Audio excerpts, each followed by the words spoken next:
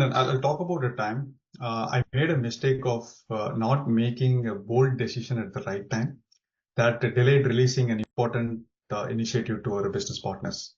So the situation was, so as a manager IT, I was leading one of the critical data initiative, and this initiative enables other initiatives by identifying the single source of truth and building the common architecture patterns.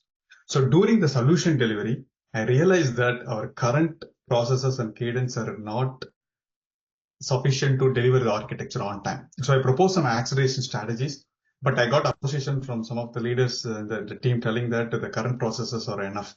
So I let it run in the current schedule, irrespective of my intuition and experience told that the status quo is not sufficient. So what happened was, as I expected, the project became yellow. We missed the timeline. So I had to go to the senior management and I committed them that at this time, after learning my mistake, I'll bring the status back to green with a revised timeline. So in order to quickly pivot from the situation and after learning from the mistake, number one, I rallied the team and communicated that this time we cannot miss the date because, right, it's going to impact a multi-million-dollar projection already. And then number two, I proposed acceleration strategies like conducting workshops, like a cross coordination calls and a daily stand-ups. And also this time we involved the team.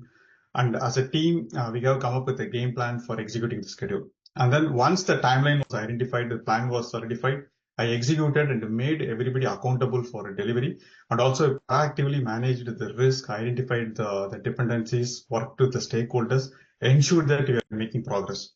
Finally, I kept the leadership team in sync and then updated through the stakeholder calls. So as a result of taking all these actions, as a team, we delivered the value this time, right? The important lessons what I learned are, number one, delaying the hard decision is not going to get better with the time, right? It's going to impact sometimes. So being proactive is very important.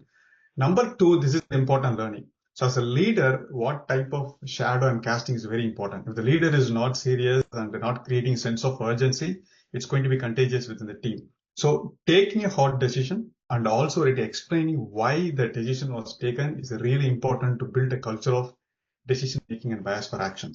So those are the learnings. And then in order to prevent this kind of situation in the future, I socialized my learnings with the team and also updated the playbooks.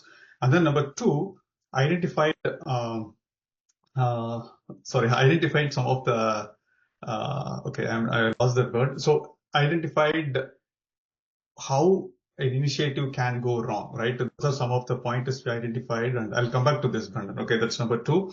And then, Brendan, so taking a step back, right? In general, in my overall through my experience, right, making mistakes and